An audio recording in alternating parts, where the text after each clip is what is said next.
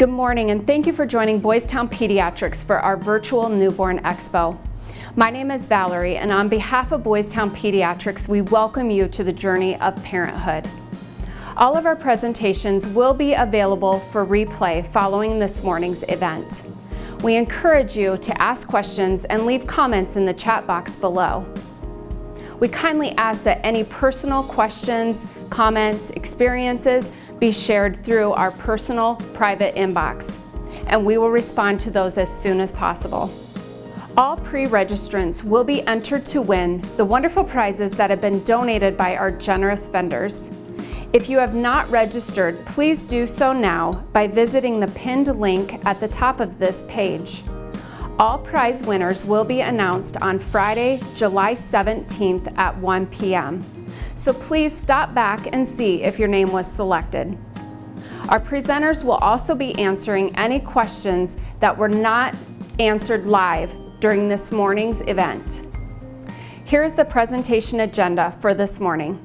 We will start with board-certified pediatrician, Dr. Annie Zimmer, discussing infant summer safety.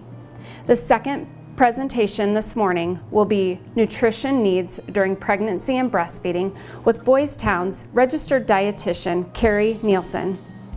Our third presentation is board-certified pediatrician, Dr. Alexis Sawyer, with breastfeeding basics.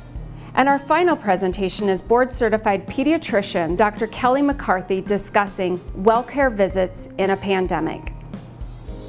We hope you gain valuable information as you start your journey in parenting. And know that Boys Town Pediatrics is here to support you. I would like to introduce Dr. Annie Zimmer with Infant Summer Safety.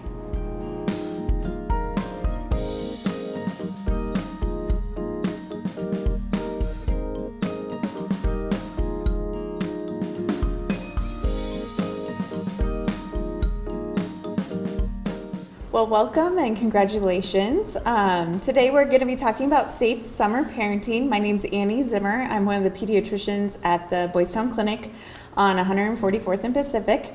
There's lots of things we could talk about today for safe summer parenting, so I'm going to try and focus on younger ages and anticipating a lot of you are expecting babies or have new babies, so we'll try and cover those things especially. So no talk about summer camp or ATVs or anything like that today, but just some of the newborn toddler basics.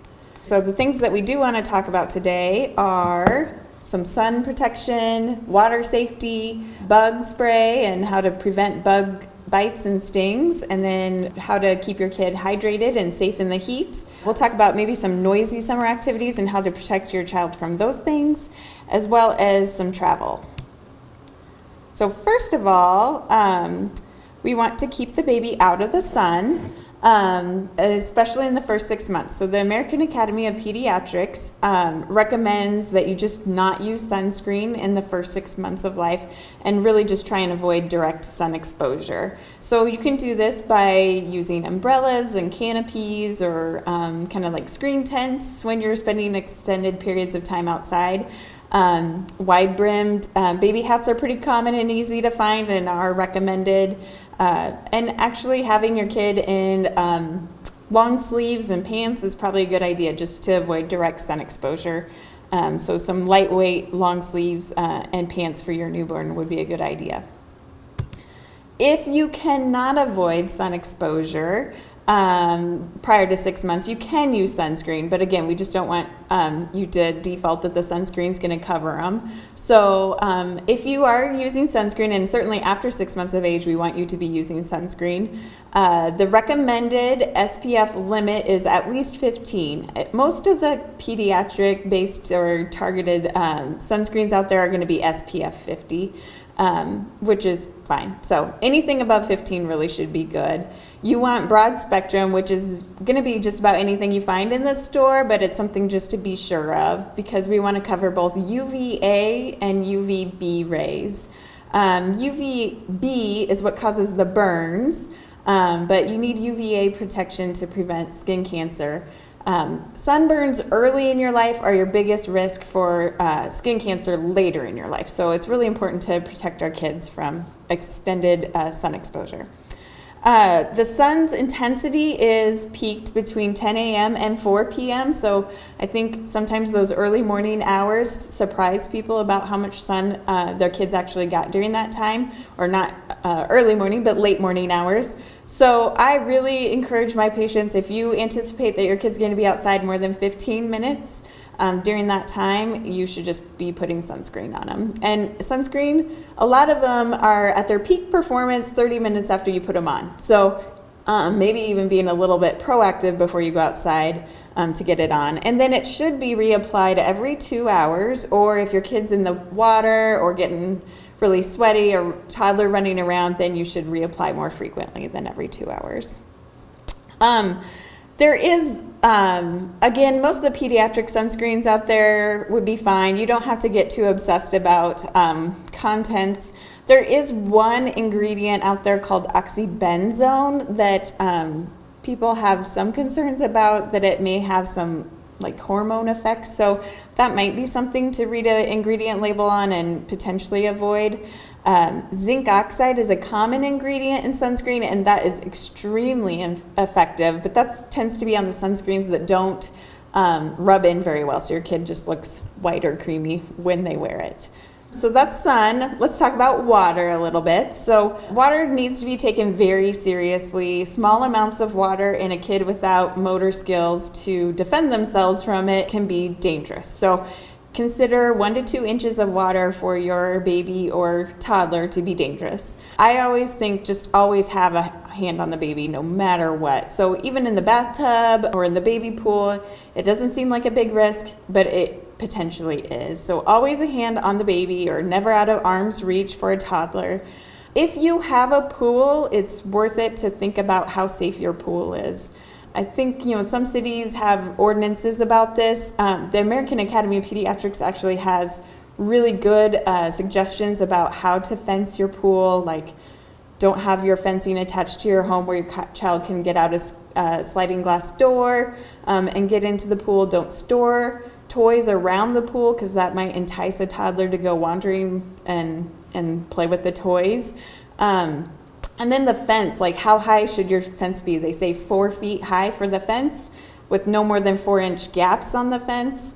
And then the latch should actually be higher, so you have to put in a taller gate than the minimum requirement of a fence. And then you want your gate to swing out away from the pool. They have all kinds of recommendations, and they're just helpful to reduce the chance that a kid's gonna slide in there and risk a drowning.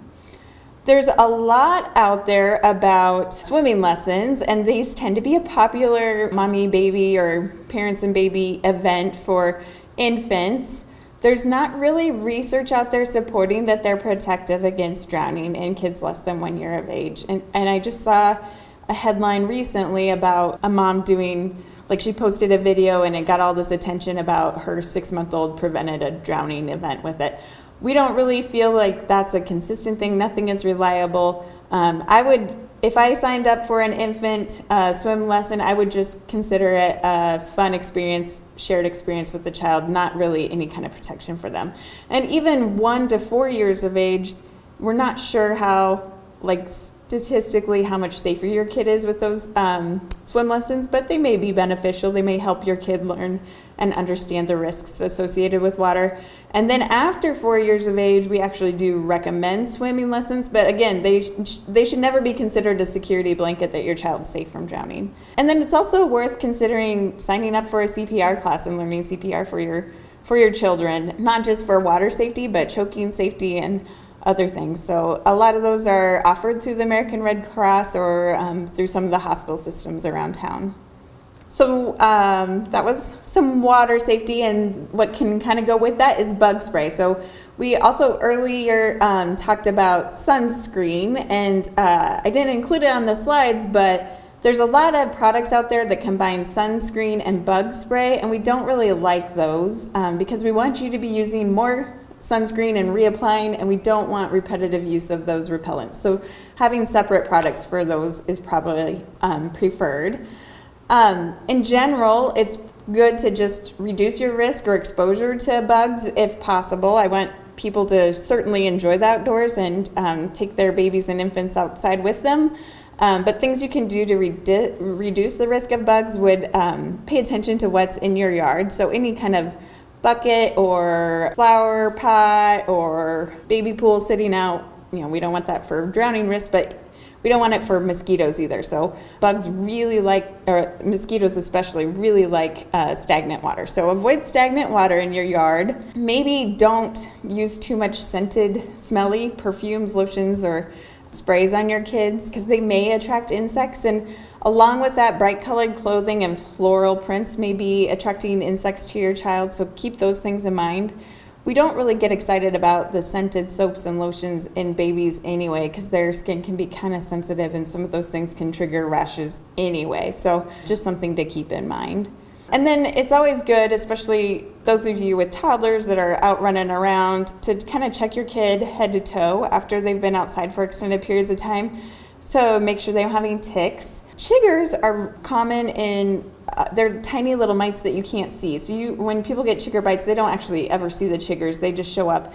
And those are more common in unkept grass areas or grass areas that don't get mowed regularly. So, like maybe in a city park rather than a yard, you're going to be at more risk. And it's best to bathe after extended periods of time outside to get those little tiny chiggers off, because even after you come inside, they may still be on your skin and biting you or your child. So then bug spray. Bug spray prevents bugs that bite, like ticks, flies, mosquitoes, obviously, and chiggers. They don't prevent bee stings and hornet stings and whatnot. So you just kind of have to pay attention to the floral prints and bright colors to prevent the stings. Bug sprays aren't really recommended in kids less than 2 years of age. The safety profile hasn't really been established there, but bug sprays with DEET are considered safe for kids otherwise. So after 2 months of age, you can use a DEET containing product. We usually limit that to about 30% DEET or less, and a lot of the family products out there are going to be more like a 10 or 15%. The higher rates or the higher percentages don't make it more effective. So if you have 10% DEET on you, you're covered just as well as if you have 30% DEET on you. It's just that the 10% DEET might wear off in a shorter amount of time than the 30% DEET. So those, a lot of those outdoorsmen, it's kind of for those guys that are going into the woods for hours and hours. They have those high DEET quantities in them. There's other things out there other than DEET that have been established to be somewhat effective, probably not as effective, and the safety profile on those isn't really well established either. So if you're opposed to DEET, you could consider some of these other things, but they may not be as good. So picaridin, eucalyptus, and soybean oil have been somewhat beneficial in preventing bug bites. Things we don't get excited about are the wristbands, oral supplements, backyard bug zappers, or ultrasonic devices for your yard. Permethrin is out there to prevent bug bites, but it is not safe for skin. So that's something, we see that more like for people doing international travel, they'll have permethrin treated clothing to prevent like malaria and whatnot. But that's an option out there, but it is only intended for clothing use, not direct skin use. So what happens if your kid gets a bug bite? You can always use like cold compresses just to reduce swelling and discomfort. That'll kind of slow the body's response to that insect bite. If your child's really itchy, you can always use over-the-counter hydrocortisone cream. That should be safe for any use on the body or anywhere on the body. I don't like the topical like Benadryl creams or calamine creams because that can precipitate some skin reactions, especially if the child's exposed to sun. You don't want to cause a problem that wasn't there in the first place. You can use oral antihistamines, but in small infants, I'm pretty reluctant to do this. It's going to be for a kid that's really miserable, and I'd probably want to see a kid in the office before I'd recommend it. For a little bit older child, you can always talk to the pediatrician about a dosing too. Severe reactions to bug bites aren't common, but they are more common with like bees and things that sting. The reaction that is most scary is anaphylaxis, so that is a life-threatening reaction. Signs of anaphylaxis is breaking out in hives, vomiting, face swelling, difficulty breathing, wheezing, feeling faint, pale. If your kid has multiple of these, you should be calling 911. If it's just hives, you can call the doctor, but any of that other stuff, you should have a really low threshold to be calling 911. Other reasons you might want to just call the doctor associated with a bug bite or a sting is if you feel like it's quite red, the swelling is just increasing, your kid's developing a rash or fevers, then that it could be infected, or your child may have contracted an illness associated with the bug bite. So those would be reasons to call us. Or if you have any other concerns, we can always touch base about what's worrisome and what's not. Okay, so talking about the heat, that's another summer component out there that we all have to be thinking about. Newborns, when it comes to heat, we really want babies to only be drinking breast milk or formula. We don't like babies drinking extra water on top of that. So don't be keeping your newborn or 2 or 4 month old hydrated with water without talking to your pediatrician. An alternative would be Pedialyte that has, salts and sugars in it to help prevent a lowering of the salts in the blood. So it's a lot safer to do Pedialyte than straight water for a baby. But if your baby's needing continued Pedialyte, you should be talking to your doctor anyway. So just be mindful of hydration for your baby, making sure that they're having wet diapers every 6 hours, those kinds of things that might be associated with getting a little too warm.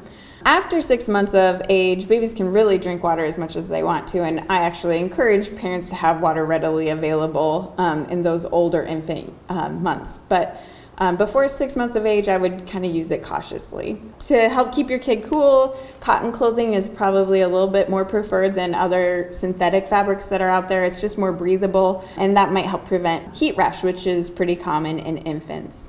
I put this on there because I always think of car seats. I don't know if you've had this experience yet, but when you take a baby out of a car seat on a warm day, their back is usually pretty wet because it's not very breathable. So when your kid's just sleeping in the car seat, just know that their body temperature is probably going up a little bit, especially in the summertime. So a word on cars and infants. It's kind of a sad tragedy. Every year there's cases of kids that die in cars, that are left in cars, and lots of times unintentionally.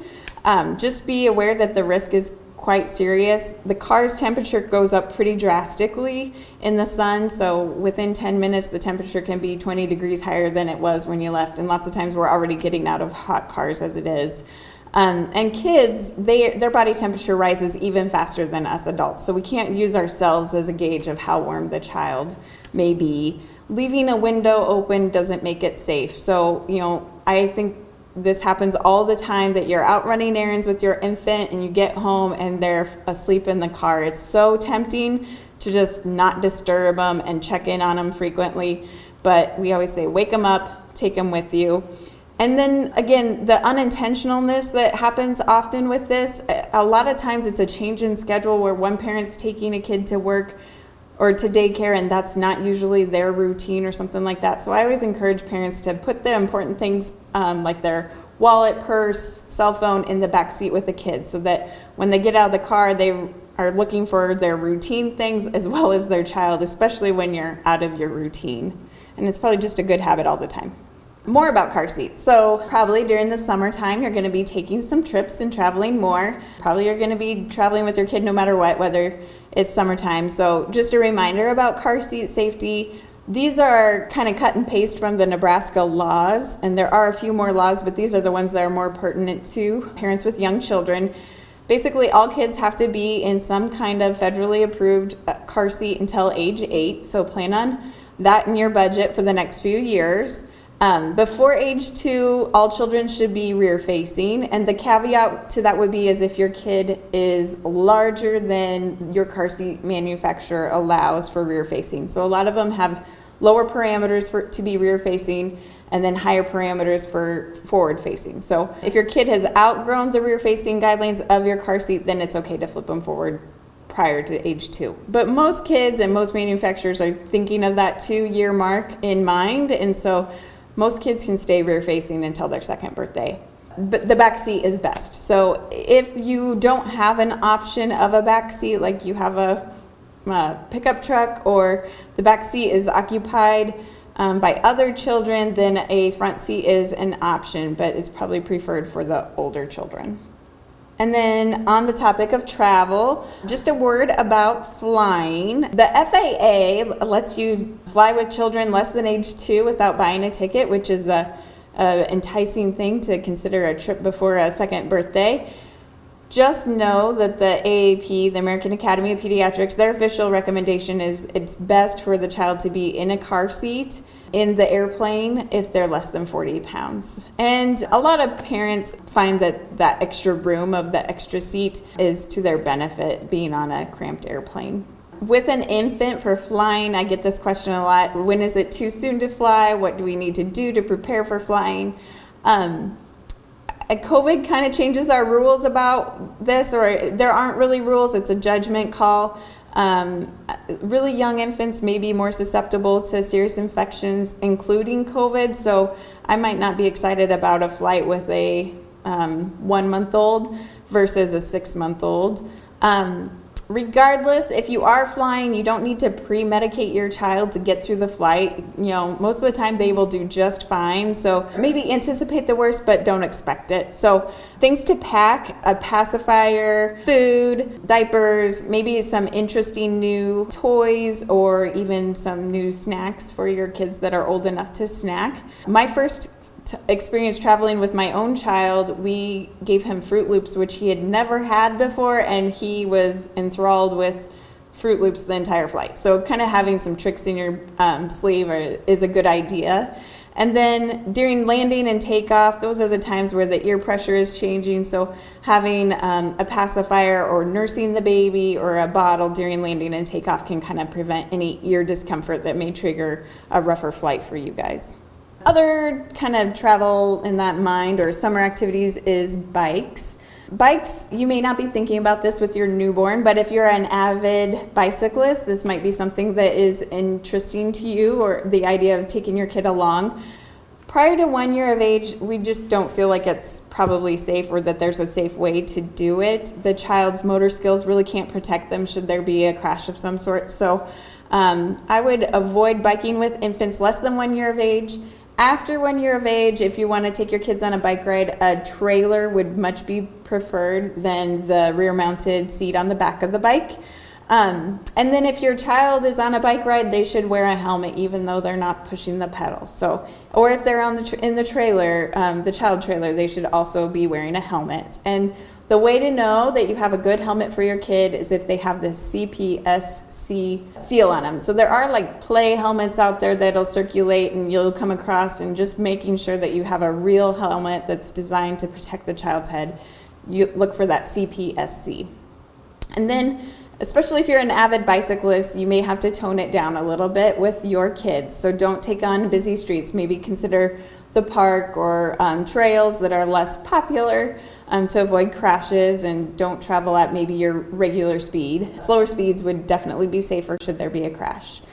And then the other day I had a mom come up to me and she asked about how soon her 18-month-old could get a bike, and I was kind of surprised by the ambition already, which I love the idea of getting your kids active, but motor skill wise, we don't really feel like kids can be on a two-wheeled bike until about age 5. They just don't have the neurological development to have the balance that's required with that, and even then they're going to need the training wheels potentially till age 7. A trike is probably more appropriate prior to that, and I would think around age 3. And looking it up on the AP, that's what they actually recommended, is consider tricycles around age 3. You don't want to get on them too soon because lots of times they can just get their legs caught and have injuries from the trike itself.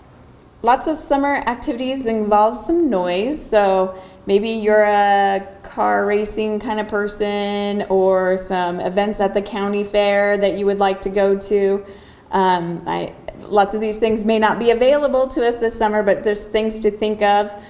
Shooting sports might be popular in some families. Fireworks may be part of your summer celebrations. So protecting your kids' ears from noise is something to be thinking about, and investing in a set of earmuffs for your kids might not be a bad idea, just for any activity that might surprise you about how much noise your kid is being exposed to. Kids will be a lot more sensitive to noise than adults are because their ear canals are small, so it allows kind of a little more pressure to build up in there.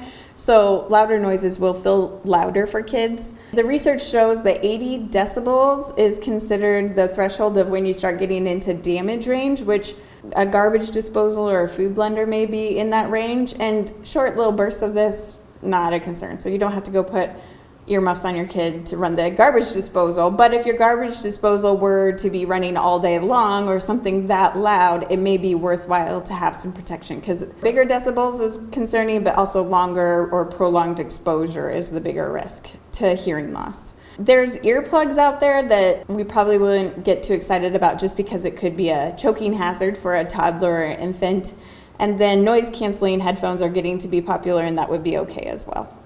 So I just wanted to end with a couple bullet points of the most important things that I think are worthwhile thinking about with your infants this summer and your young children. So again, we want to avoid direct sun exposure prior to 6 months of age and just cover and keep in the shade. But if we need to, we're going to use sunscreen, and everybody over 6 months of age should be using sunscreen liberally. SPF 15 or higher is best. Always keep your hands on your infant or young toddlers when you're around water. Avoid bug spray before 2 months of age. DEET is considered safe in the lower ranges. Try and keep your baby cool. Avoid giving them excess water to drink in those first 6 months. And then rear facing in the back seat until age 2 is best.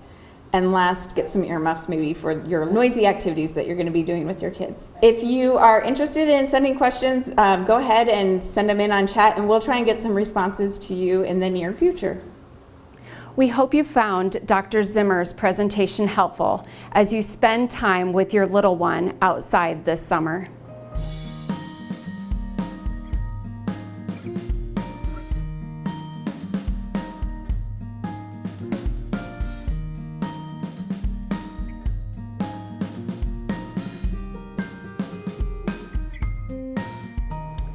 Boys Town Pediatrics invites you to meet one of our board-certified pediatricians by requesting a confidential meet and greet. Your newborn's pediatrician should feel like part of your family. Let us help you find the right fit at a Boys Town Pediatrics clinic near you. To request your visit, visit the website listed on the screen. During the COVID-19 outbreak, we are offering virtual meet and greet visits with our pediatricians. Get to know a doctor from the comfort of your own home. We remind you to register for today's event to be included in our giveaways, which include 1 free month of kinder music classes at Overton Music Studios, provided by Overton Music Studios, an infant gift basket donated by Nebraska Early Hearing Detection and Intervention, a hand-crocheted baby blanket from Breastfeeding Support and Supplies, and a folding chair from Nebraska Total Care.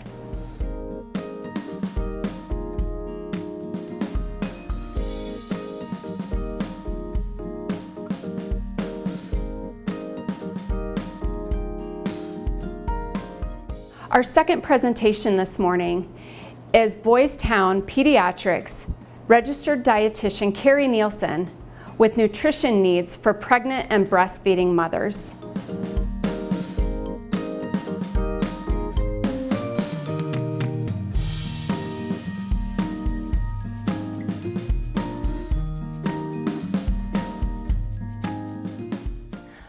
Good morning, everybody. My name is Carrie Nielsen, and I'm a registered dietitian with Boys Town Pediatrics. And today I'm here to talk with you about a topic that is very important at this time in your life, and that's nutrition needs during pregnancy and breastfeeding. So first we'll start with pregnancy, since pregnancy comes first, and just what your special needs are during this time.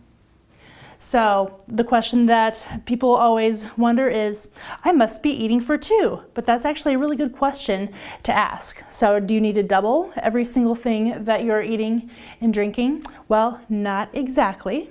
There's actually some recommended calorie amounts for each day and weight gain for each part of the pregnancy, also based on where you are before you got pregnant. So the weight gain that we recommend is anywhere from 11 to 20 pounds up to 28 to 40 pounds.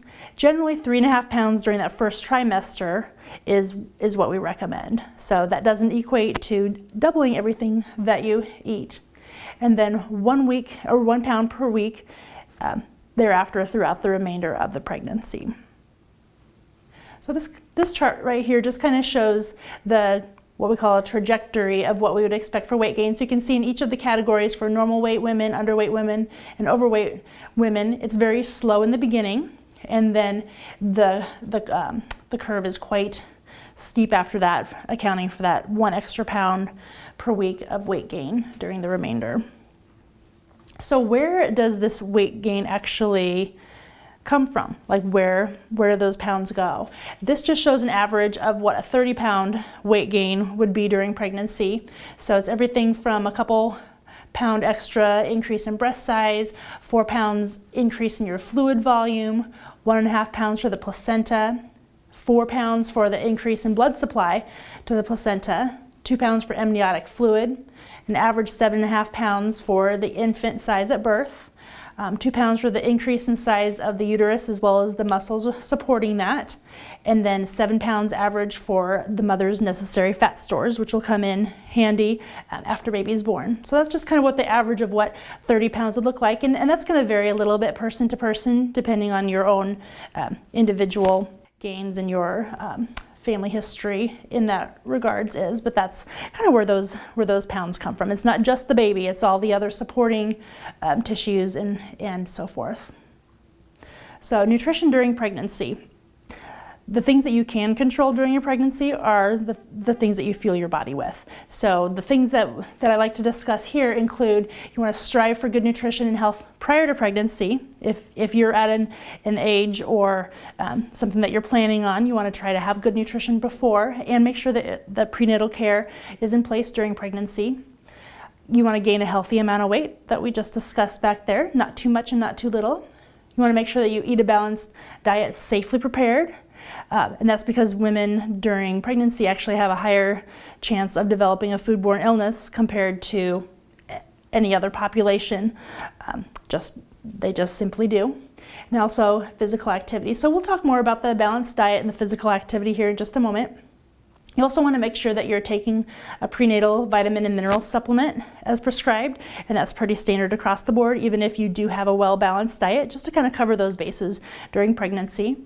And then refrain from things that we know are not good to do during pregnancy, such as cigarettes, alcohol, and drugs. So here's what your energy and nutrient needs will look like during pregnancy. So during the first trimester, you really don't need any additional calories per day. And some people may not even be aware that they're pregnant during that first trimester. So really there's no additional needs because the growth is so small at that time. It's not till the second and third trimesters that you really increase your calorie needs. So 340 extra calories a day during the second trimester and 450 extra calories a day during that third trimester. And that's just really to support the proper growth and development as the infant as they get ready for birth. So you can very easily add that type of calories with nutrient-dense foods. So that's really what we're going to focus on too. It's a great opportunity to add things like fruits and vegetables, whole grains. I've got a whole list of things here that we will discuss here in just a moment. But it's not difficult to add high-quality foods with those extra calorie amounts that you need every day. So some of the very most important energy and nutrient recommendations during pregnancy include carbohydrates. This is not a time to be on a low carb or keto diet because carbohydrates are so important for the growing baby. 175 grams of carbohydrate might sound like a lot to some people, but that's enough to kind of cover the basic needs for the fetal brain. Then protein, really the needs for protein are about 25 grams higher per day than what they were pre-pregnancy. So what does 25 grams look like? Well, that looks like about 3.5 ounces of meat. So about the size of the palm of your hand, additional for meat, or it could be an extra hard-boiled egg, or it could be an extra container of yogurt. There's all great protein sources that we'll also discuss further here in just a moment.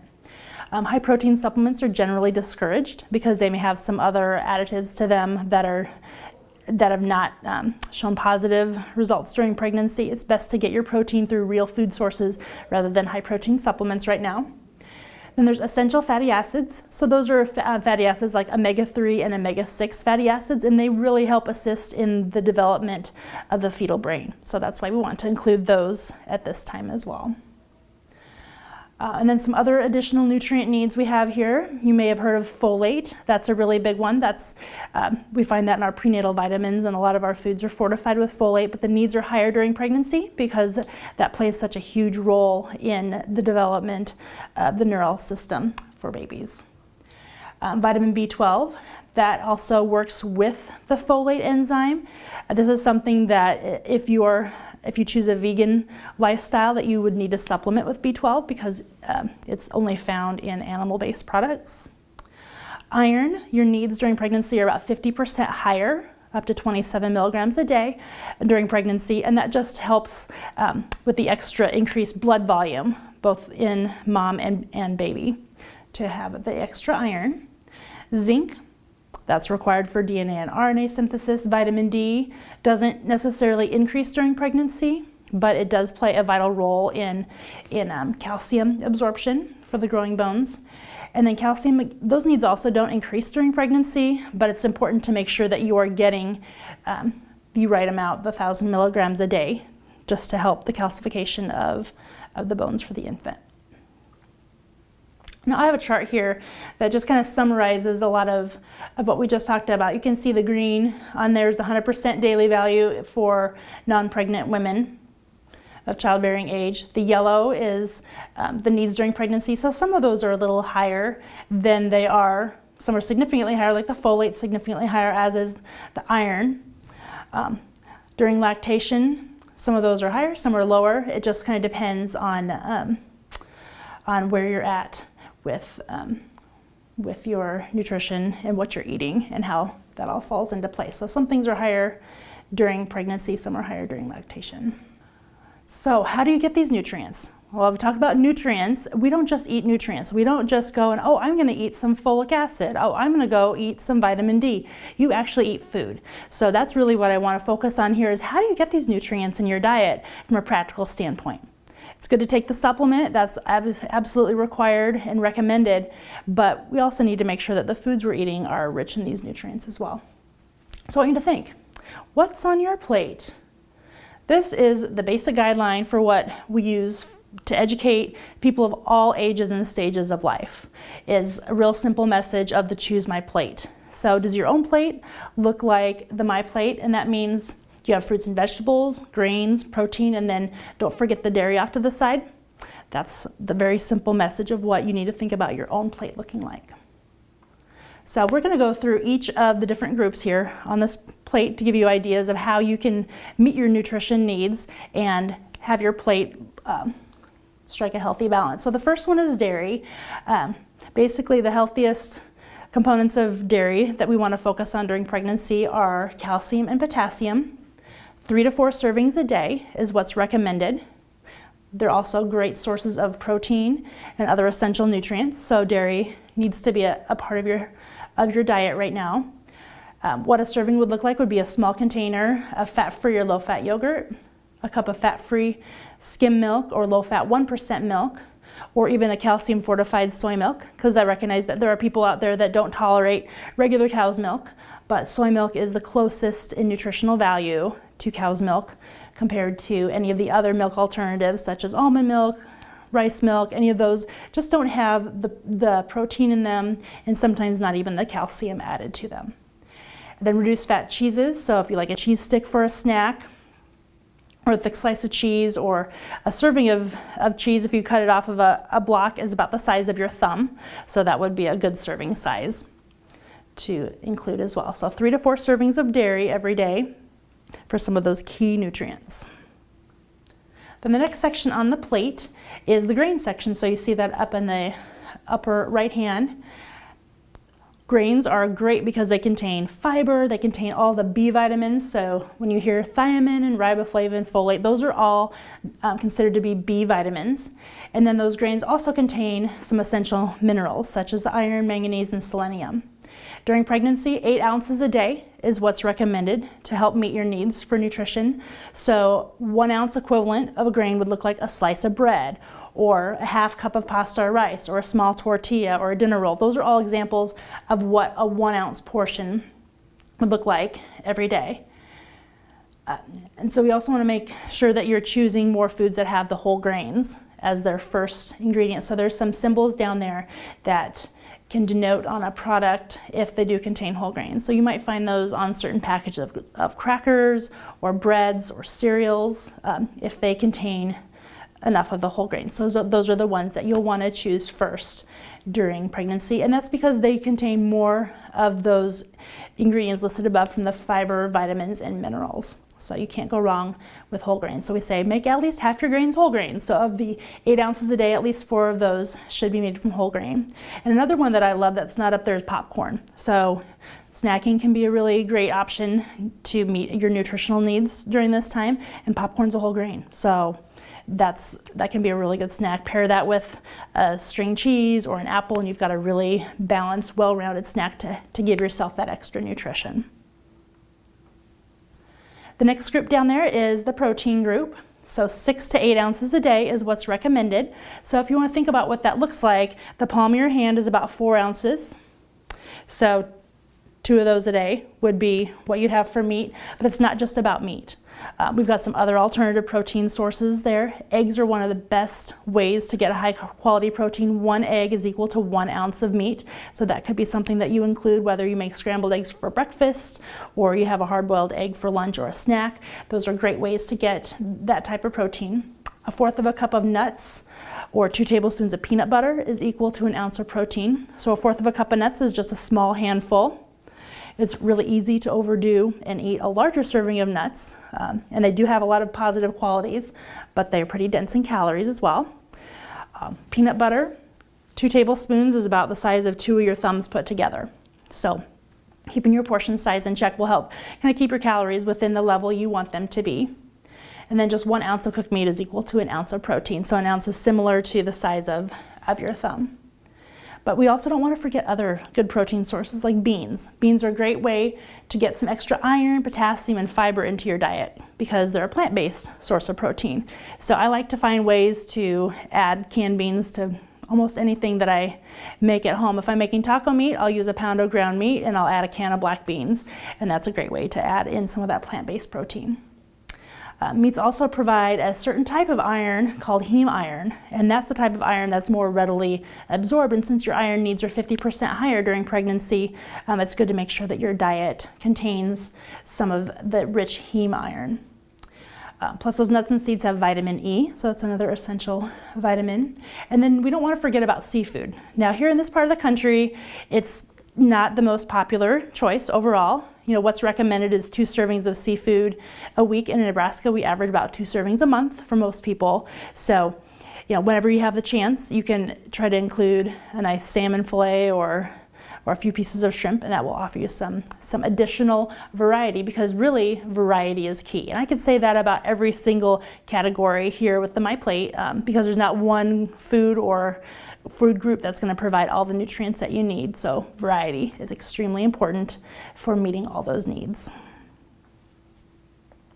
The next group over is vegetables. So you want to make sure that you're including plenty of vegetables in your diet. There's lots of great ways that you can include them, whether it's breakfast, lunch, dinner, snacks. Make those eating opportunities a great time to add some vegetables. Fresh, frozen, canned, or dried, it doesn't really matter. All forms matter is what we educate people with. We just want you to have more of them. So 3 cups a day is the equivalent of what we recommend. So you could have a nice salad for lunch. You could snack on some carrots in the afternoon and then have another vegetable with your evening meal, and you would very easily meet your vegetable needs for the day.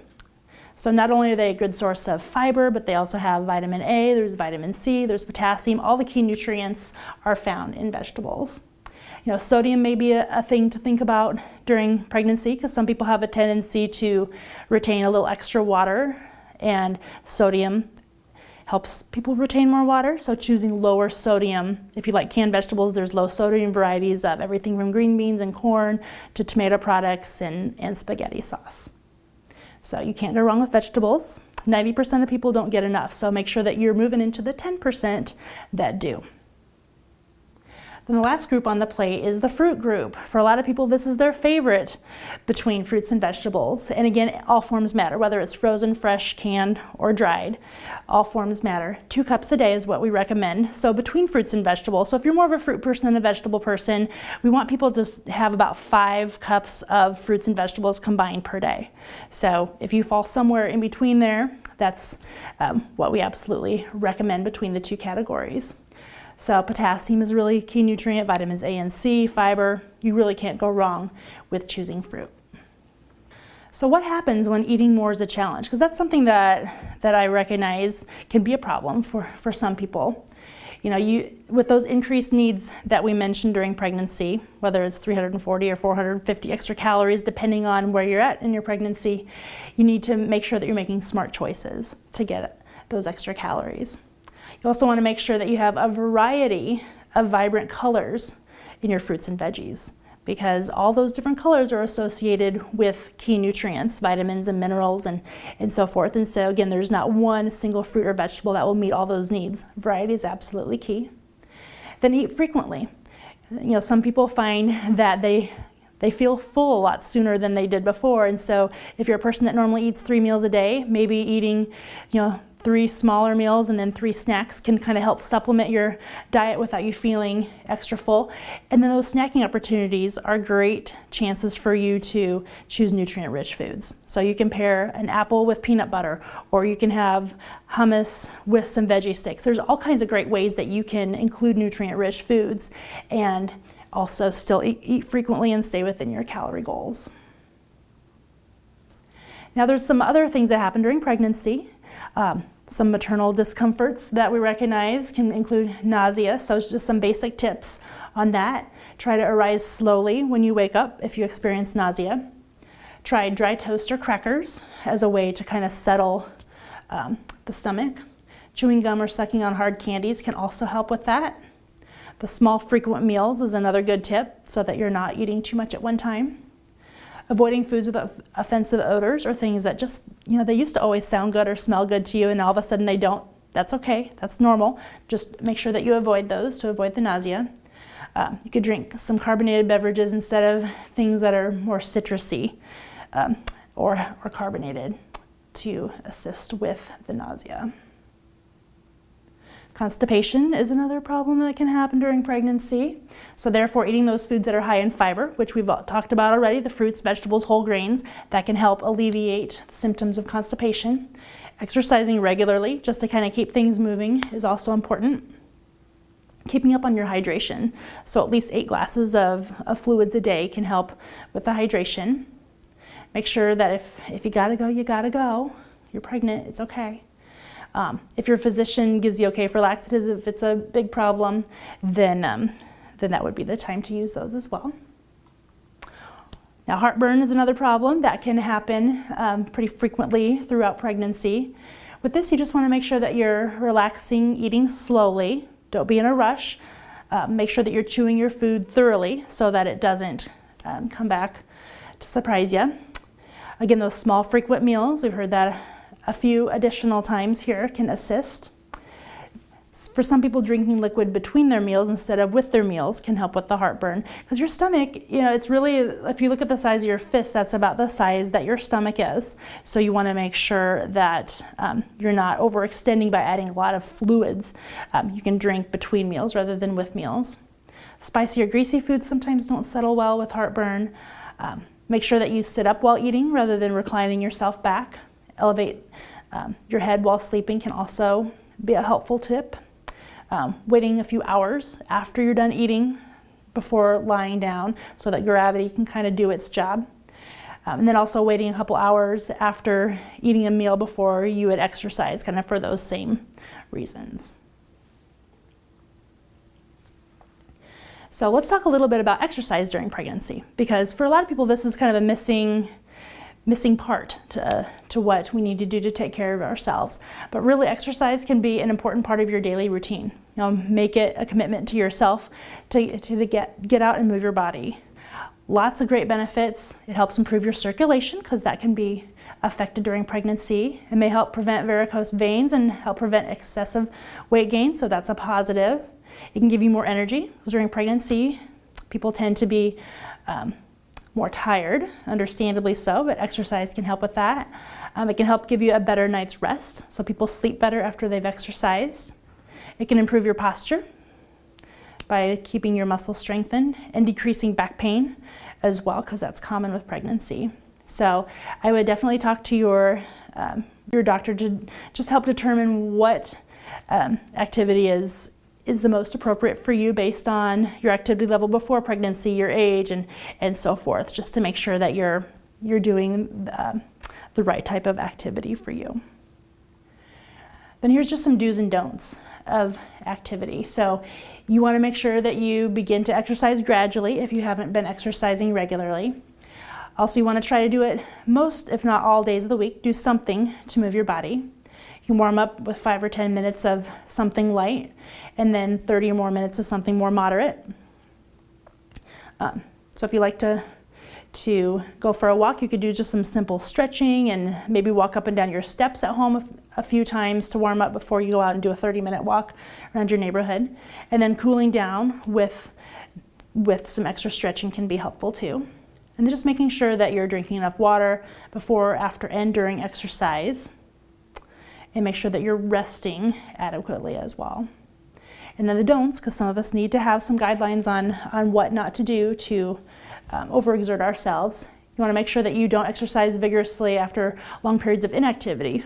Like, for example, if you haven't been able to be active, you want to work your way into that activity level. You also want to make sure that you don't exercise in hot, humid weather.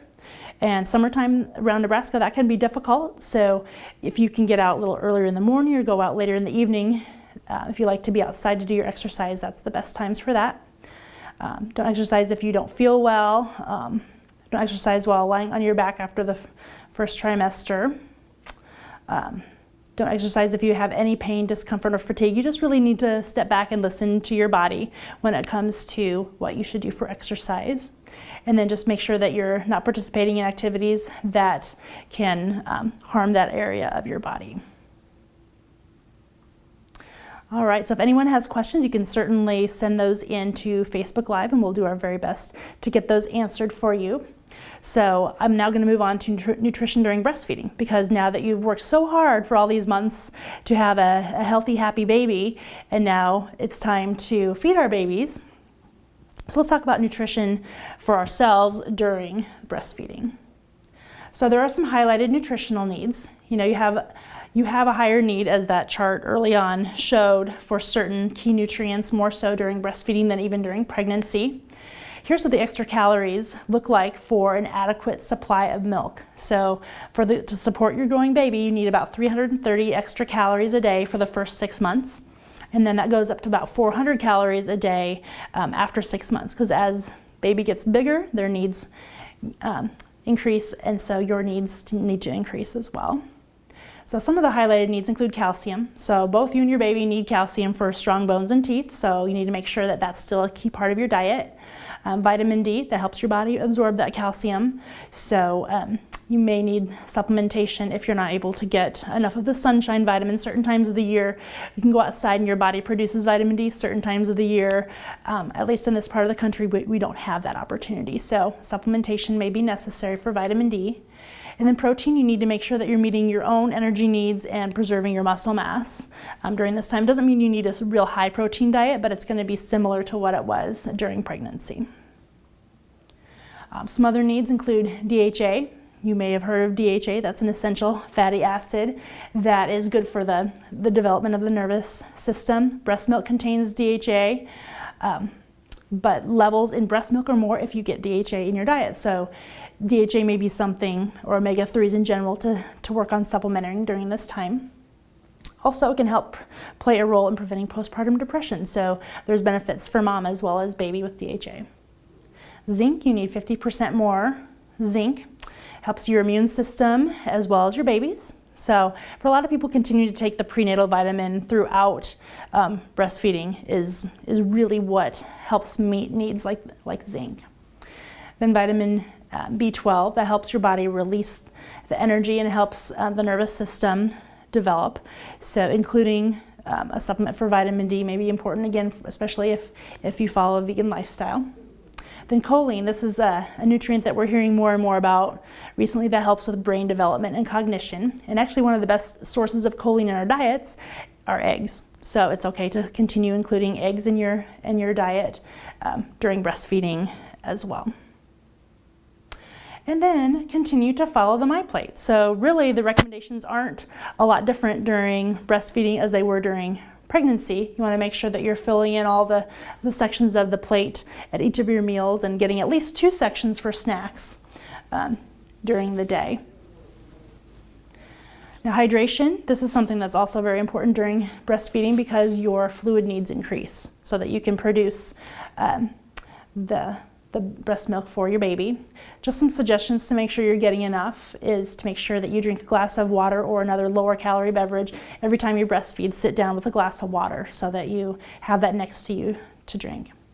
Limit certain beverages like soft drinks and fruit drinks just because they contain added sugars. They will hydrate you just fine, but if you're trying to maybe lose some of the extra baby pounds that weren't baby during pregnancy, added sugars or something you'll want to work on eliminating. You also want to make sure that you take some caution if you have beverages with caffeine or alcohol in them.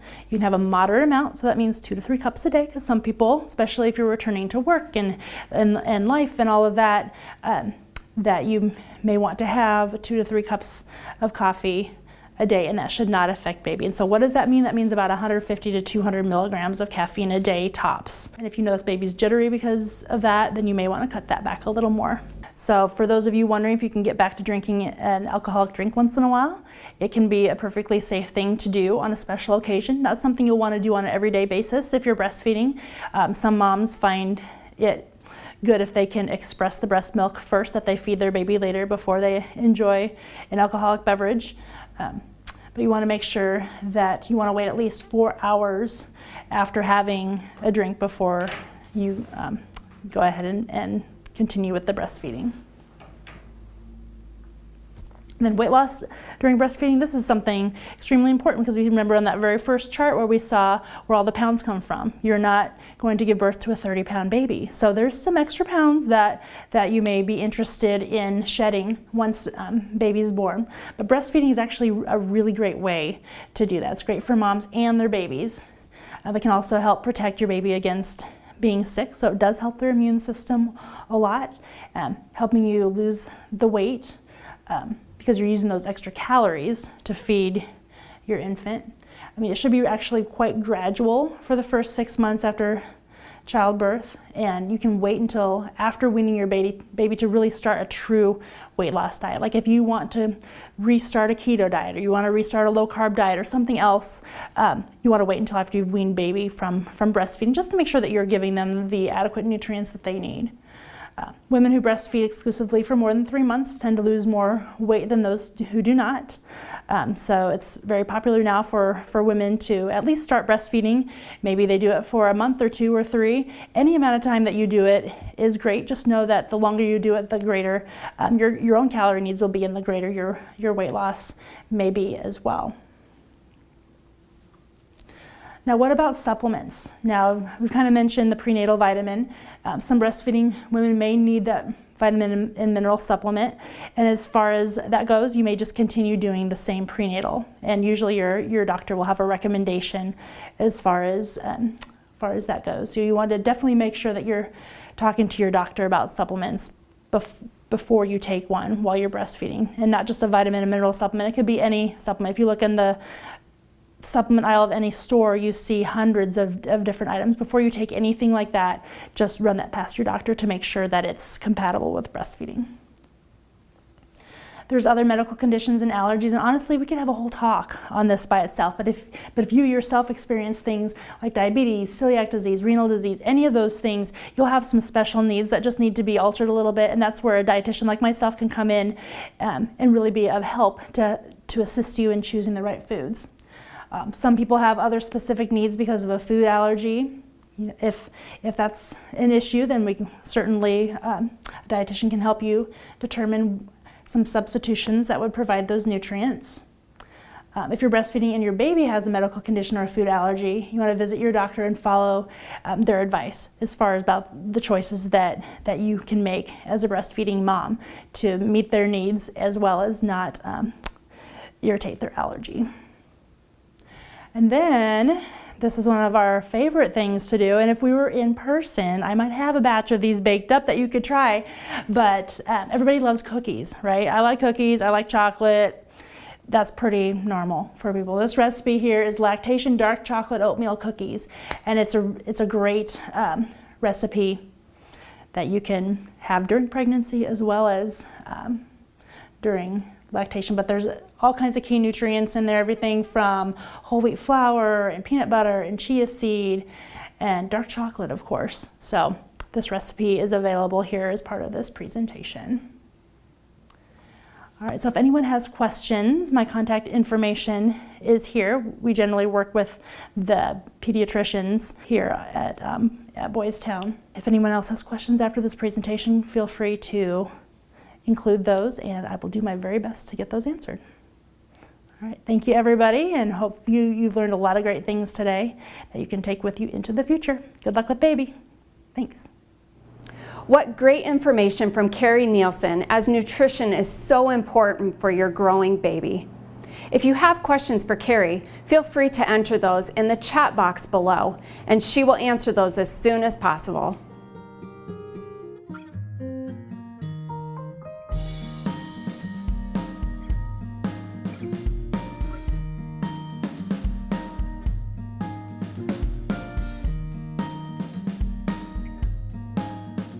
Boys Town National Research Hospital offers research opportunities such as the current Mother and Infant Study.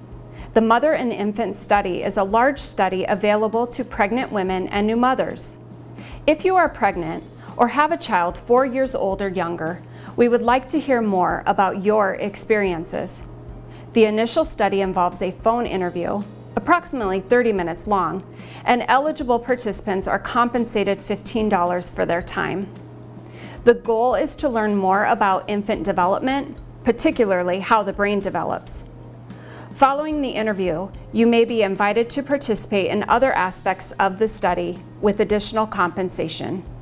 To learn more about this study or other studies that Boys Town National Research Hospital offers, please visit the website listed on the screen.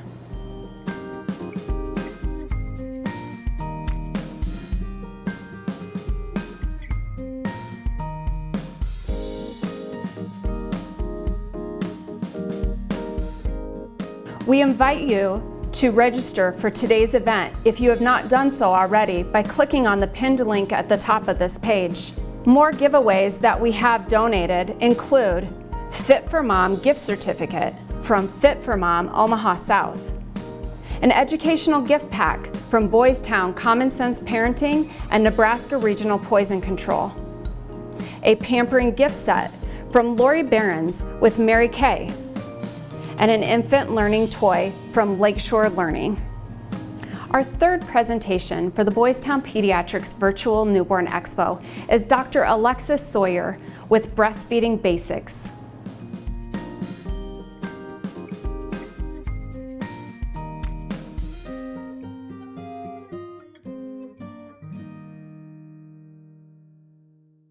Hello everyone, my name is Dr. Alexis Sawyer, and I'm here for the Boys Town Pediatrics Virtual Newborn Expo, and today I'm talking on the topic breastfeeding basics.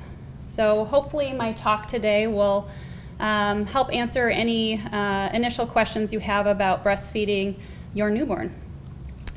In my experience, I have experience with breastfeeding as a physician and also personally. I have 3 children and I've breastfed all 3 to some extent in their life. So hopefully they'll help a little bit with the topic at hand. So first, let's talk about the benefits of breastfeeding. I'm sure most people have heard quite a few benefits in the news and from your physicians, from family members, but we'll go through a little bit more point by point today. The first benefit is it just provides really great bonding between mom and baby. There are some hormone chemicals that are released when you're breastfeeding, serotonin and oxytocin especially. And you can see on the slide, oxytocin is considered to be Cupid's arrow. It just really helps with that feeling of love and bonding, and it also helps with the letdown of the milk when you're breastfeeding. Another benefit, we know it's superior nutrition to formula, despite what a lot of the formula companies will say. We know breast milk has just really great things in it. It's all encompassing total nutrition for your baby. So the nutrition aspect is a big benefit. Also, we know that breast milk and breastfeeding provides your baby with some good early on immunity. In the breast milk, there are antibodies, immune factors, and enzymes that can help prevent specific illnesses and help keep your baby healthy. Next on the list is cost. Formula, if you estimate it out, it's maybe even higher now. It can be up to about $800 for a year of formula. And if your baby for some reason needs a specialty formula or a formula that's necessary for special feeding issues, that actually may be quite a bit higher. The one thing to keep in mind though with breastfeeding is there are supplies and pumps and things like that. So the cost of breastfeeding isn't nothing, but in all, it's less than formula.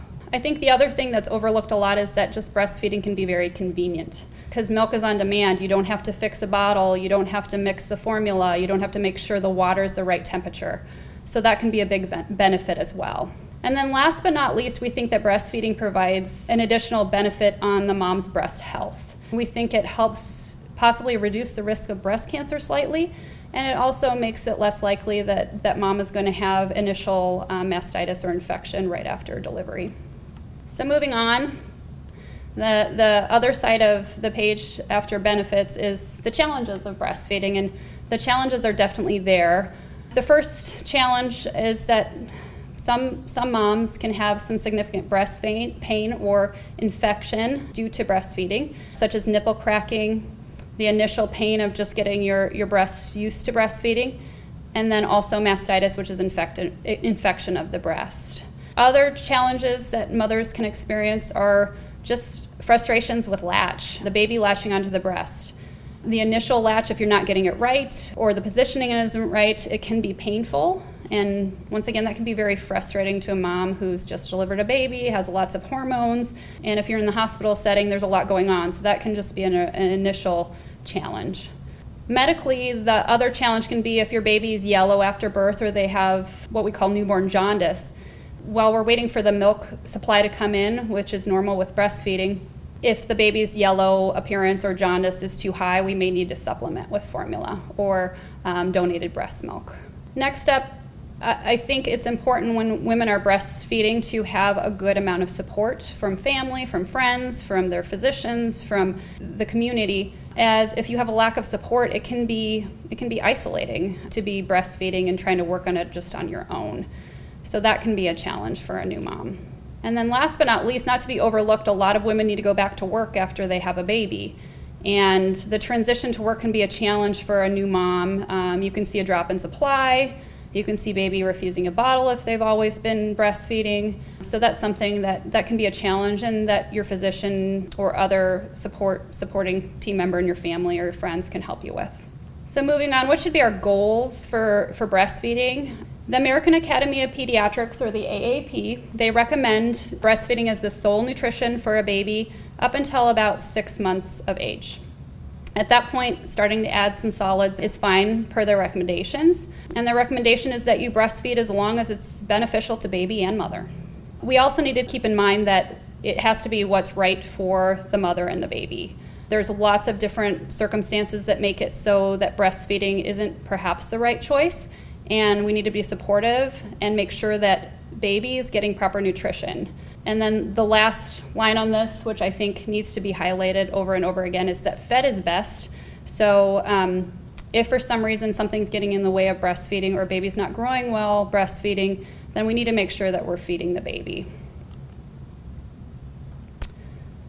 So the first few days of breastfeeding can be the most frustrating, and they typically are pretty frustrating, especially if you're a new mother breastfeeding. And so expect to be frustrated. I tell most of my new moms that you're not typically going to feel like you're 100% good at that until at least 2 weeks into breastfeeding. So just knowing that ahead of time, I think that helps a lot just to set a better expectation. The feedings, a lot of times people don't realize or understand how often you need to feed your baby when you're breastfeeding. And it is necessary to feed about 8 to 12 times in a 24-hour period. So if you're doing the math, that's every about 2 to 3 hours per day. And then also babies sometimes will cluster feed or want to feed about every hour. So that can be demanding, but that's what helps get your breast milk in and it helps keep baby fed. The first few days of breastfeeding, you'll typically not see on the right up here that creamy white appearance of milk.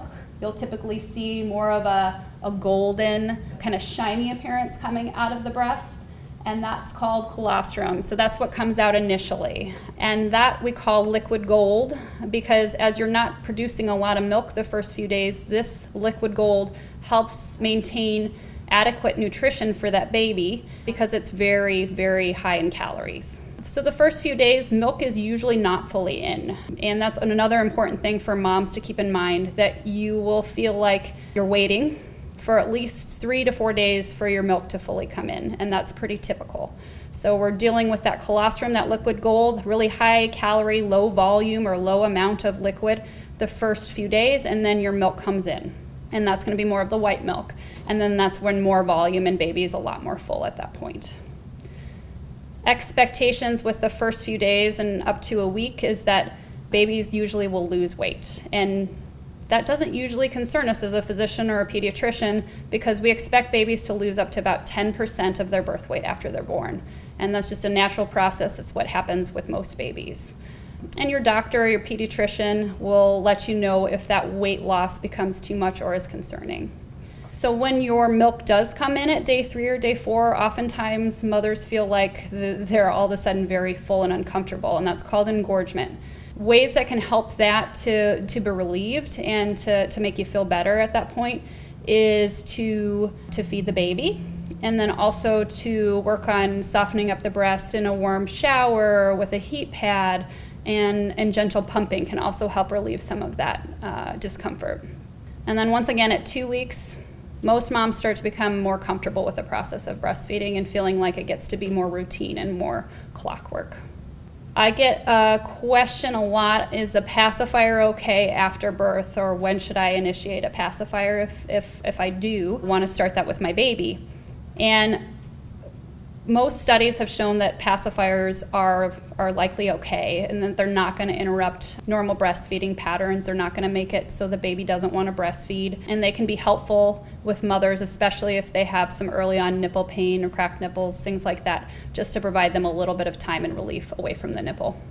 Positioning with breastfeeding, I think it's important to, as a new mom, before your baby's even born, to look at the positioning, the holds for breastfeeding, and maybe practice a little bit with your breastfeeding pillow, because when you start breastfeeding, it all feels awkward to begin with. All that positioning is just a little strange. And so doing a little practicing with emotions can help a lot. So the first positioning on the slide up here is the football hold. So that's just kind of under the arm with the head at the breast and the body kind of tucked underneath the elbow. The second one is the side lying position, and that's laying down and having baby laying next to you in alignment with the breast. Those first two tend to be the most friendly to mothers who have had C-sections, because the baby is not laying across the belly where you've had your operation. And then there's the cross cradle and the cradle, and those tend to be the most common and popular just because they're easier to do sitting in a chair. So a really important slide, and this may be one of the most important slides that I have, is the slide on latch. Because if you don't have a good latch, it's not going to go well. So this is something I think when you're starting to breastfeed your baby, you should talk to your nurse in the hospital, ask for lactation to help you with latch, just to make sure that you're getting that foundation for breastfeeding right at the beginning. So we want to make sure when we're breastfeeding that we're supporting the baby behind the head with your hand, if you're doing especially any of the sitting up positions. And then we always want to bring the baby to the breast and not the breast to the baby, because that allows the baby to be more supported against the body. And then you're not leaning over where you can have more movement and have more problems with the latch. It's time to support the baby and bring the baby to the breast quickly when you notice the baby's stimulated, open up their mouth or want to try to feed. So when you see their mouth open in relation to being exposed to the breast, that's when you want to put the baby right on the breast. And then when the baby is latching, you can see the slides up here, you want to make sure that the lips are spread wide apart, the baby's mouth is fully open, and the areola should pretty much be fully in the mouth of the baby. Initially, moms may feel a sharp, brief pain with the letdown. They also may feel some uterine cramping when they're starting to breastfeed just having a baby, and those are typical pains and those are acceptable. But if pain is not something that improves after a good latch, or if it continues or worsens, then that's something that may be a sign that the latch is not good. You should, especially when your milk is in, you should hear swallowing when the baby's feeding, and that is a good sign of milk transfer. Last but not least, if the latch does not feel correct, if it's super painful, or if you just feel like baby doesn't look like they appear like in the upper two pictures versus the lower two pictures, they look like they're too shallow on the breast, then you want to delatch the baby, not just pull them off the breast. And to delatch a baby, you can use your pinky finger, slide it in the side of the mouth, and you usually will feel that release of suction, or you'll even sometimes hear a popping noise. That allows you to take the baby off the breast safely without causing any tears or cracks in your nipple. So breast care is really important, especially if you're a first-time breastfeeding mom, because your breasts have to get used to breastfeeding. It's something new that they'll not have experienced in the past. Keeping them in good condition with breast creams such as lanolin. There's a lot of different ones out there, and they're, especially if there's some of the breast pump or breastfeeding lines, they're generally pretty good. Once again, for breast care, make sure you're perfecting your latch. A good latch is the best breast care by far. And then we also just talked about the delatching. Always release the latch before pulling baby off. Next up is if you're going to pump, you want to make sure that you're starting out gently pumping, not going to the upper settings for your pump. You want to make sure that it's not painful when you're pumping. If it's painful, then you need to check, are you having it on too high of a setting, or is the flange that's sitting on the breast too large or too small? And all of the breast pump brochures have the right fitting pictures, so look at those when you're starting to pump. And over time, you can tolerate typically a little bit increase in the suction and power of the breast pump, but just make sure once again that it's not too painful, because pumping can also hurt the breast if you're doing it too much too soon. Something can help if you have bruised or cracked nipples initially is something called a Soothie, and you can find these at about any store that sells baby or breastfeeding supplies. It's like a gel pack that you put in your freezer, and then you slip in your bra after you're done breastfeeding, and that just helps the breast feel better, helps take away some of that pain. And then last but not least, just making sure you have a good supportive breastfeeding bra, because you want to feel supported, and also make sure that you're not putting too much pain or stress on your shoulders and your back. Typically I get asked, especially if moms have gone back to work, they're seeing a decrease in their supply, or even initially if moms are worried about their supply, what can I do to increase my breast milk production? Pumping after your feeds are done with your baby can help increase the supply a little bit. It just basically tells your breast that it needs to produce a little bit more milk. And then if your baby's starting to have longer sleep periods and you're feeling like your breasts are getting full, pumping during those longer sleep periods can help empty the breast and once again cue your breast to produce more milk.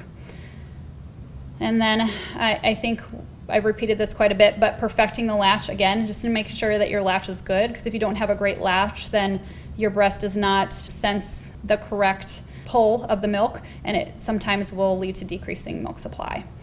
Some people talk about something called fenugreek, which is a over-the-counter supplement, herbal supplement, and that's fine to try. There's also mother's milk tea you can get. Some people think oats really help, so oatmeal cookies, different types of oat products. But the most backed as far as evidence and science is something called domperidone that you can get from your OBGYN, especially if you have a significant decrease in breast milk supply and you really want to ramp that up.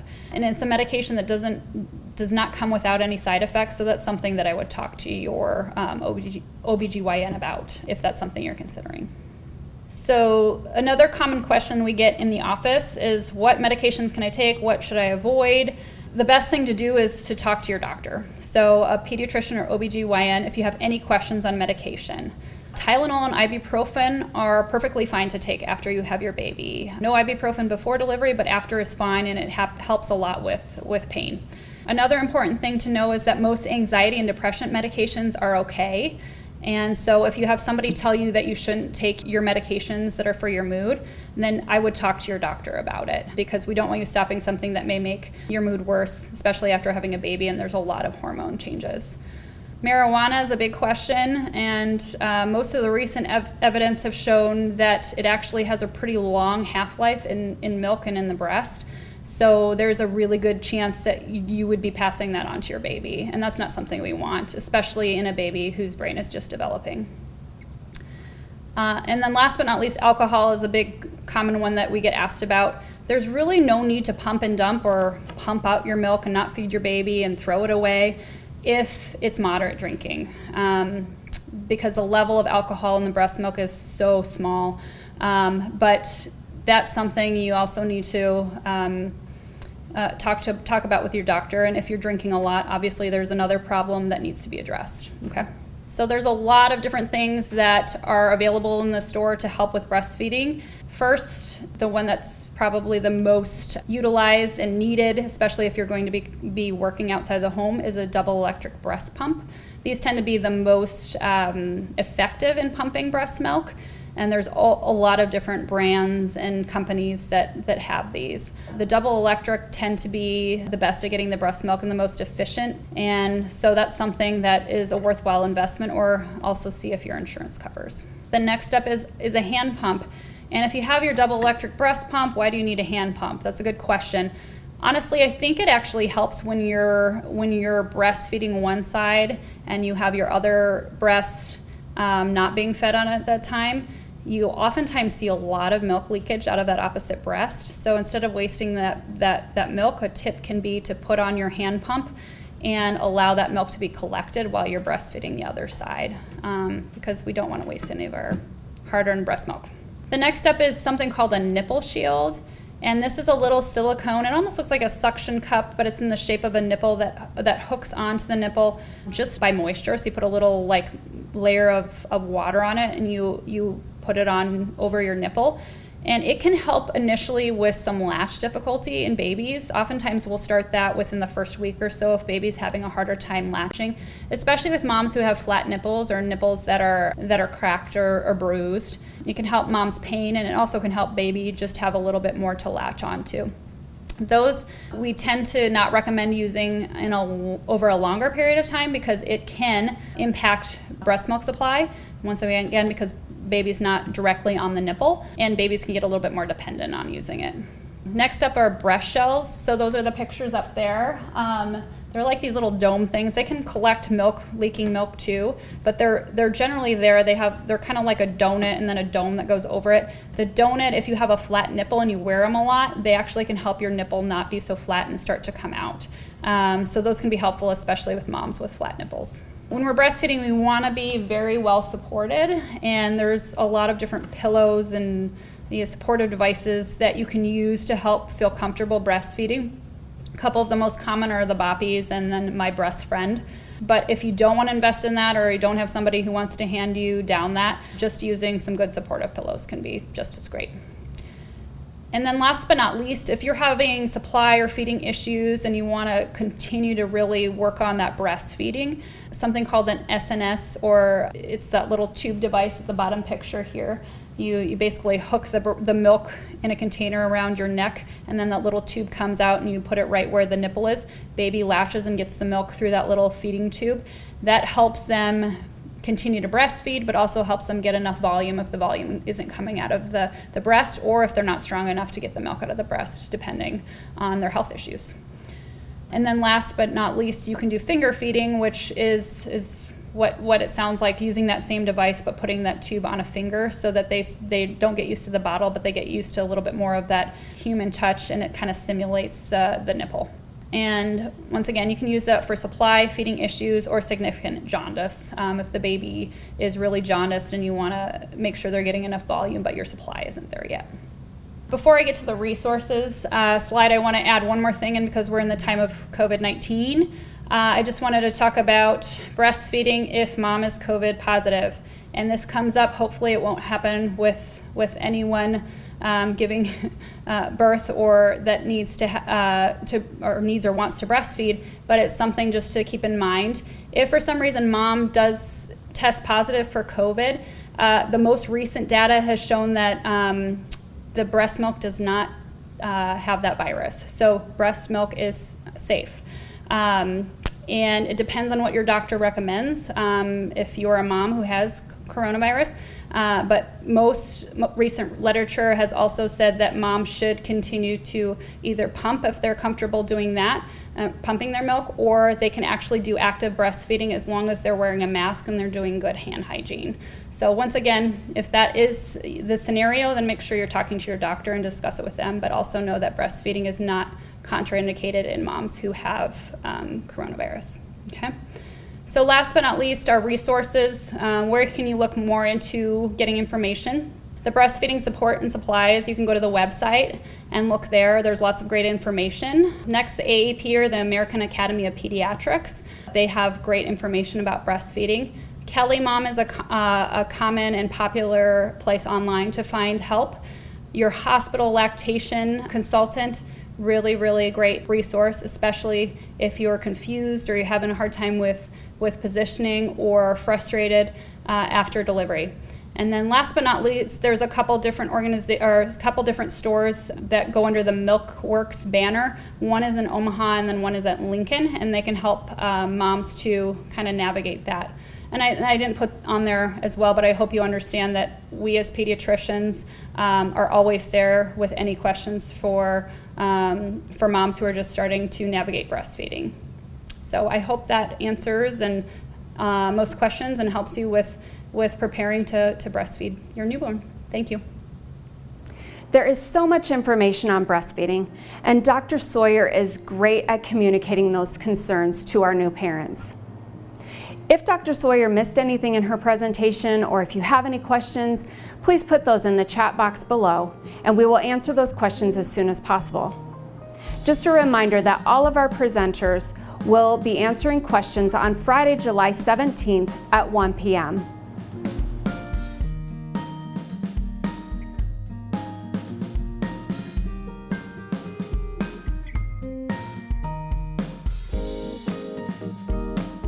Whether you're a first-time parent or expecting a new addition, there is a lot to know. We invite you to sign up for our complimentary 4-week email series that will walk you through some popular preparation topics. Topics include how to research and choose a pediatrician, what to expect at the hospital, and sleep tips for newborns and parents. Babies don't come with instructions, but Boys Town Pediatrics is here to help with any uncertainty you are feeling. In addition, Boys Town is currently providing parents with a daily dose of advice to deal with the COVID-19 pandemic. When you sign up for the Boys Town Parenting newsletter, you'll get expert advice, insight, strategies, and encouragement sent right to your inbox. Sign up today by visiting the link listed on the screen. As we continue our giveaway announcements, we remind you to register for today's virtual Newborn Expo by visiting the pinned link at the top of this page. Our giveaways include a $50 gift certificate to Goldfish Swim School, an infant learning toy from Lakeshore Learning, a baby book bundle from the Omaha Public Library, and a Bumbo seat and infant gift basket from Mead Johnson and Infamil.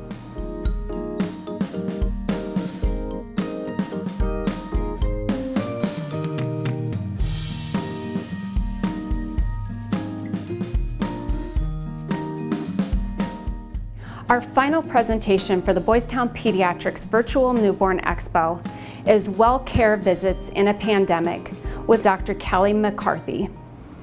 Good morning, and thank you for joining us for our last presentation of our virtual Newborn Expo.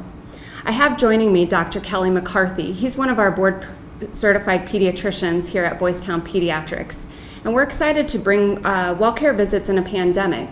I have some questions that I'm going to ask Dr. McCarthy, and if you have any that you want to ask during the presentation, go ahead and put those in our chat box below, or private message us anything that you feel is more personal.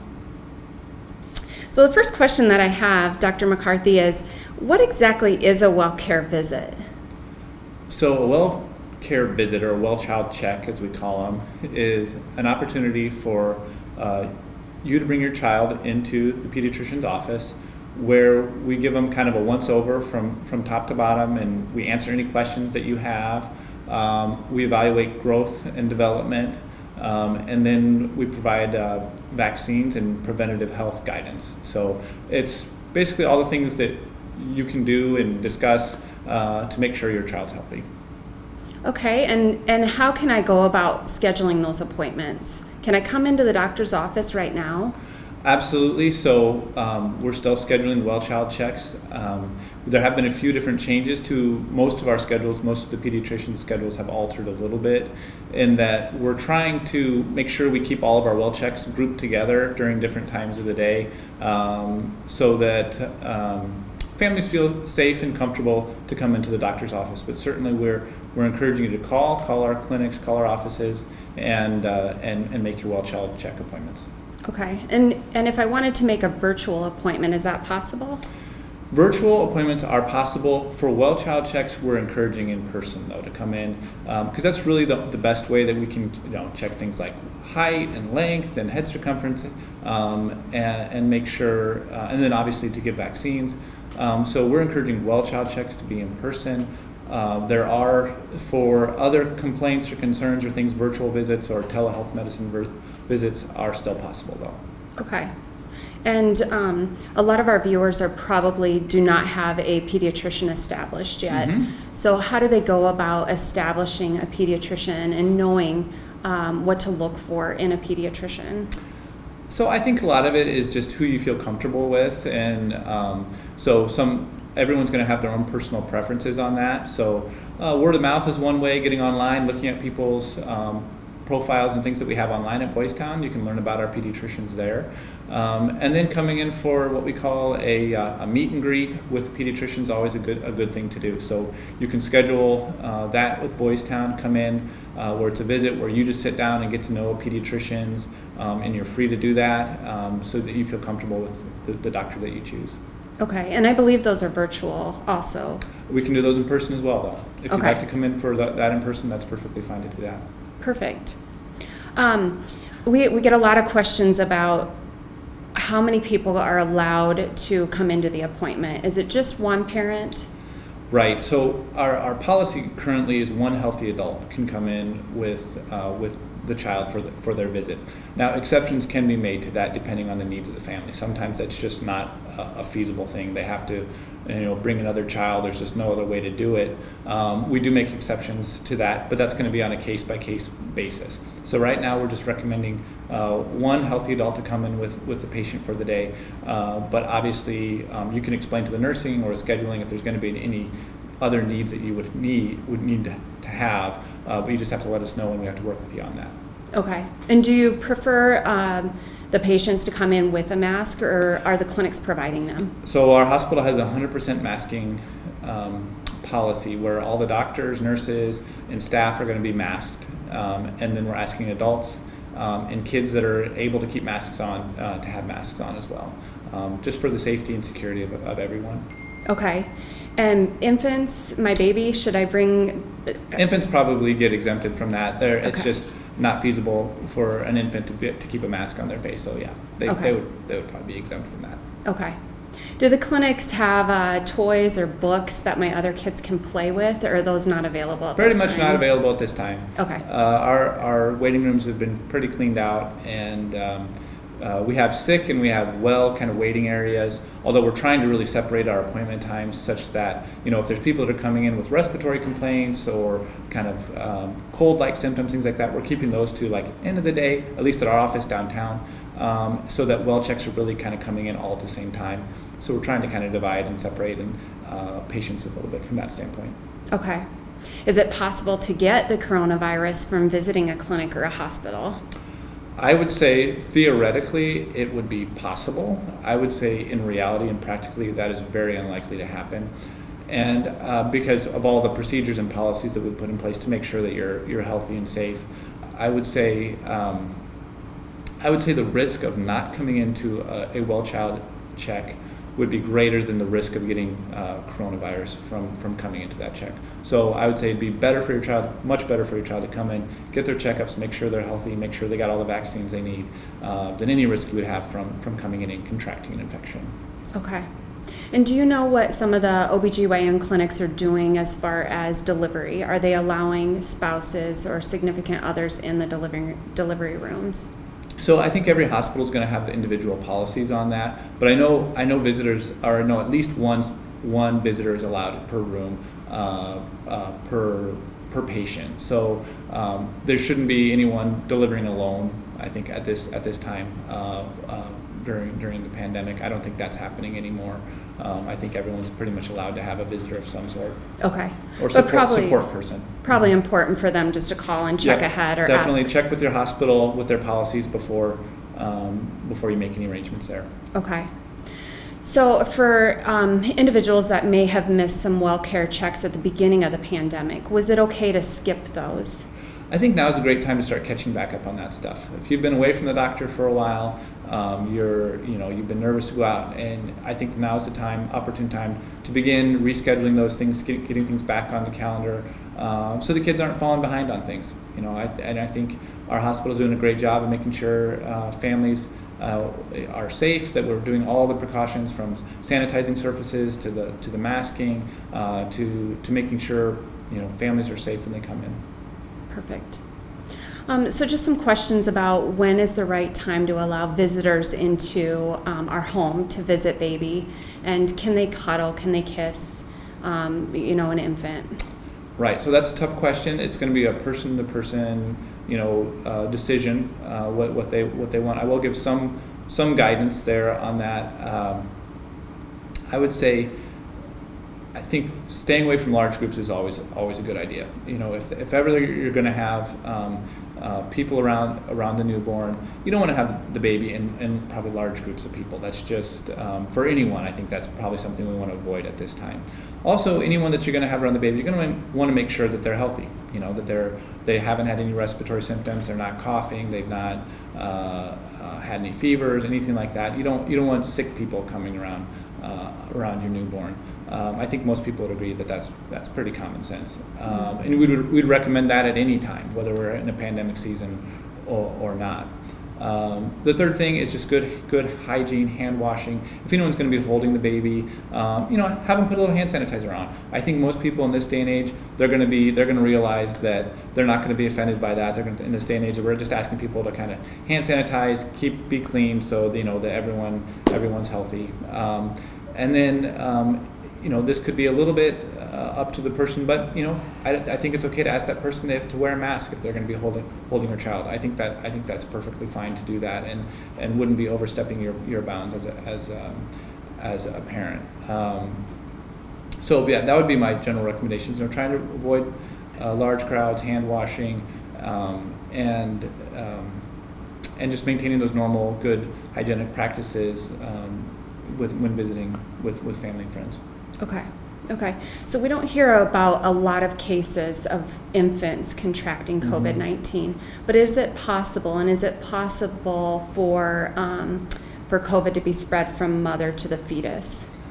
So coronavirus is a respiratory tract infection, so think of like the flu or the common cold or things like that. So that stuff can obviously spread to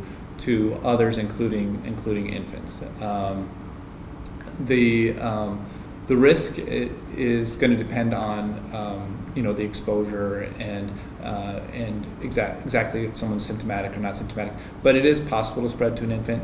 Now, infants are not thought at this time to be at any higher risk than any other child, or that the risk isn't greater than any other respiratory illness that an infant could contract during any other respiratory symptom at this time with the data that we have. Okay. And what are the symptoms that I should look for? So I think fever, cough, respiratory distress, nasal congestion, and those are the respiratory symptoms that we're looking for. Would be the same in an infant that we would see in older children or adults. And then the temperature of a fever, we would consider a fever would be 100.4 or greater. Okay.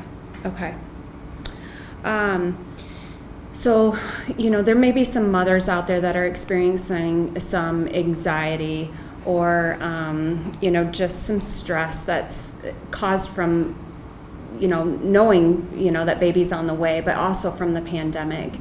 Can you give any pointers for dealing with that? Yeah, I think the world that we live in now is fraught with anxiety and with different challenges that we're all facing, whether economic or medical or whatever they be. I think there's a lot of people suffering with anxiety at this point, and concern and worry. I would say a couple of different things, especially postpartum, when we know that the moms are going through major transitions and having a hard time. Is making sure that you're getting the rest that you need. I think sleep deprivation adds to all of those things, especially when babies are up a lot. At night you're breastfeeding, your routine, you're just building that routine of having a new baby. Resting when you can, taking naps when you can, is going to be very very helpful for you. If you have a loved one at home with you that can hold the baby for a little while, a spouse, or another family member, to give you a break, can help you at nighttime, bringing the baby to breastfeed, or can change a diaper for you. I think all of that is it's good recommendation, I think, anytime, but especially in this time right now. I think fresh air is good for you. I think stepping outside the house, not necessarily going to groups or anything, but getting some fresh air, going for a walk, doing that kind of stuff, at least in the morning or when the weather is suitable for that. I think that's really important. And then just being self-aware, knowing that, okay, I'm getting a little worked up, or I need to be aware of how I'm feeling, and seek help if you need to. Those are just a few little pointers that can help during this time, but those are some things I think that are good no matter what situation you're in. Okay. And you touched on a little bit of seeking help. Is that something, if I think that, if some of our community moms think that it's more than just a little bit of anxiety or stress, and maybe it's more on the postpartum, side, can they talk to their pediatrician about that? Absolutely. And when you come in for your well child or the early out newborn exams, we try to ask moms, how they're doing, how they're feeling, how their moods are, to make sure that you're doing okay. And we have different people here, support people that can help you if you're looking to get established with someone to help with mental health concerns. We can do that as well. Okay, wonderful. Should I be concerned with my child if they're missing some of the common milestones like walking, crawling, potty training? Should I be concerned with some of those things because of the pandemic? I think kids frequently take the lead from their parents, so if I don't foresee the pandemic necessarily affecting growth and development as much, as long as parents are still doing all the other things that they would normally do with kids. You're reading to your child, you're playing with your child, you're talking and interacting with your child. You're doing all the things that normal parents would do. I don't think the pandemic should stop kids from developing or growing or meeting the milestones that they normally would. There could be some additional challenges because of that, and it might take some creativity on the parent side to continue to do things and help their kids grow and develop like they normally would. But I don't think the pandemic should halt that. Now, certainly if there's certain behavioral concerns, anxieties, different things, Boys Town, and our pediatricians and our behavioral health specialists are certainly available to help you talk through some of those things and walk you through some of those things. But I don't think this should, inhibit any child's growth and development. Hopefully, that would be our goal at least. Okay. And the pediatrician would help with, talking through some of those concerns and knowing Absolutely. if a behavioral health. Mm-hmm. Absolutely, and then making referrals as needed, phone calls as needed to get you set up with the right person that you would need. Okay, great. We have a lot of concerns too from parents with kids going back to school or sending kids back to daycare now that things are starting to open back up. Are those places safe? Yeah, I think our government's all kind of, and our leadership are all kind of trying to wrestle with that question right now. And I think we also have to think about it just as a big picture. Certainly our concerns about our kids getting infected and getting sick and those kind of things.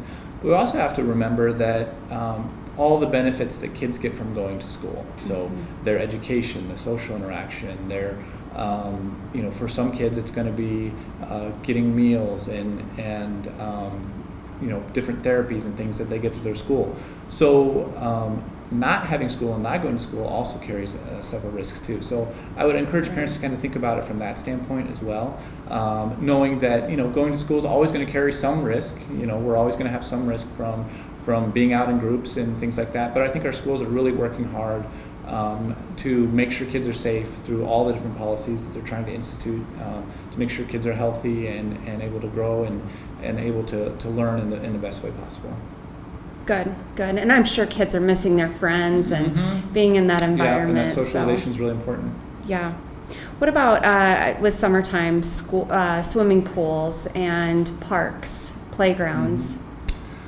So we're still recommending social distancing. So social distancing, keeping 6 feet apart if you're unmasked is still the general recommendation from leadership, from CDC, from things like that. And if kids are going to be playing together, we're asking them to mask. That's not always feasible. I would say, generally speaking, avoiding large crowds is always going to be, I think, a solid recommendation. I think a lot of the other recommendations are going to be very much on a personal basis, family to family kind of basis, what they feel comfortable with and don't feel comfortable with. But staying away from large crowds, staying away from people that are sick or know that have been exposed to the infection, to the coronavirus, I think are just practical means that you can do that. And obviously good hand washing, masking where you can, just all the other things that we're recommending during this time are important to consider whenever we think about going out and being around other folks. Okay. I'd like to touch a little bit on vaccines, and I know we're hoping that there's a vaccine for COVID-19, and if that comes down the pipe, and when that comes down the pipe, will there be a vaccine, do you think, for infants, or will it just be for adults and children? Right. I mean, that's a good question. My blunt statement will be, I don't know. But I think the goal will always be to get as many people vaccinated as possible. So how that gets rolled out, and it all depends on who the vaccine's kind of been tested on. And if it's been tested only on adults, then maybe it starts just with adults, and then, or it gets rolled out with healthcare workers and people of high risk. And so there's going to be some when the vaccine, and hopefully a vaccine does come, there's going to be kind of probably a staged approach to how the vaccine is used. But we'll just have to kind of wait and see a little bit on that. Okay. And with fall, coming up here soon, parents that normally would get a flu shot in the fall, will that kind of still stay in effect, or? Definitely going to be very important to get your flu vaccine this fall. We don't know how things are going to go necessarily in the fall, when our flu season is going to hit, but definitely encourage folks to get their flu vaccine. It's going to be really important this fall to do that. Okay.